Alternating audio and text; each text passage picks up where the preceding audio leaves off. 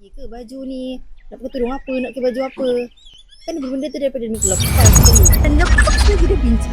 Apa dia tak settle? Penat dah ni, banyak sangat kerja. Takkan nak fikir tu pun dah nak raya baru masih lagi nak fikir. Banyak lagi kerja ni. Okeylah. Nanti fikir nanti tengah banyak sangat kerja. Okey bye, nanti berbalik. Assalamualaikum. Salam. Saya nak beli buku tulisan Upin, ada tak? Ada RM2. RM2.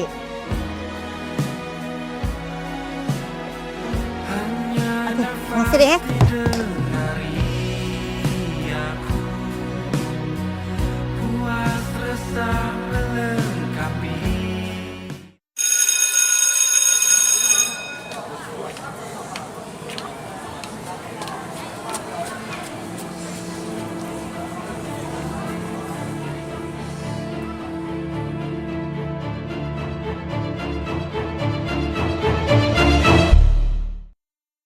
Sedia baju raya cek, kasut raya cek, duit raya dah dalam kocek.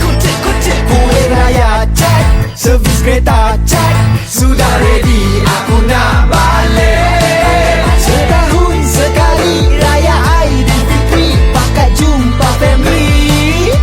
Nak story mori. So apa tu? Alhamdulillah, nak bagi duit raya kat kawan-kawan.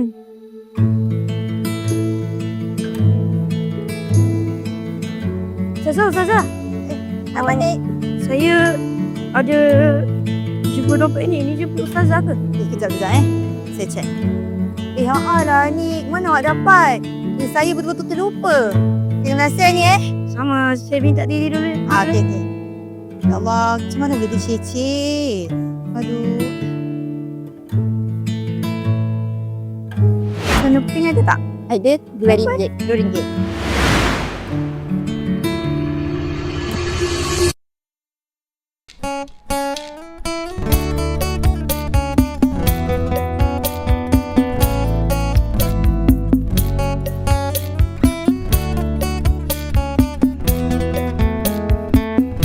Minta maaf tau sebab hari ni ambil lambat. Macam mana sekolah hari ni, okey tak? Alhamdulillah, okey je. Okey je.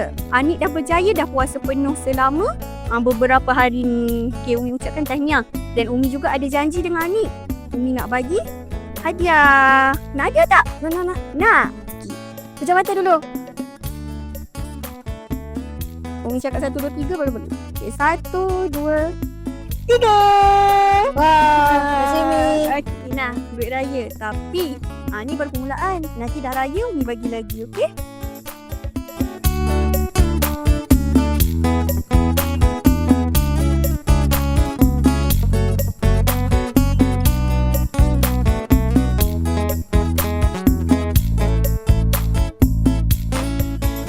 Tapi hanya mahu bersedia.